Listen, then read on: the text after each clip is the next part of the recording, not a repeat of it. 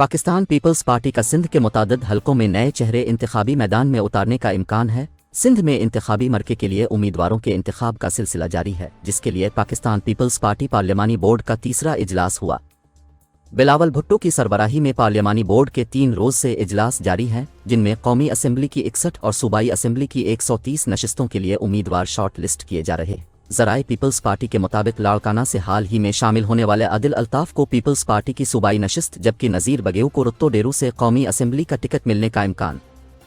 सांघर से उम्मीदवारों के हतमी इंतखाब को मुअख्खर कर दिया गया है।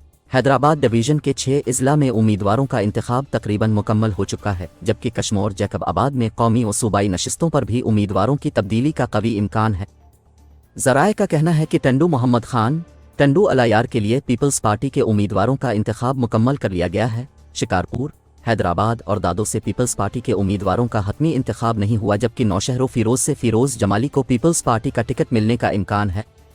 दूसरी जानिब पाकिस्तान पीपल्स पार्टी शोबा ख्वातीन की मरकजी सदर फरियाल तालपुर की सरबराही में सिंध पार्लिमानी बोर्ड का इजलास हुआ है। पीपी शोबा ख्वातीन की मरकजी सदर फरियाल तालपुर की सरबराही में होने वाले इजलास में टिकट के ख्वाहिशमंद उम्मीदवारान से इंटरव्यू लिए गए। पीपी सिंध पार्लिमानी बोर्ड ने बिलावल हाउस में होने वाले इजलास में मलीर, किमाड़ी और वेस्ट के 3 अजला के ख्वाहिशमंद उम्मीदवारों के इंटरव्यू किए।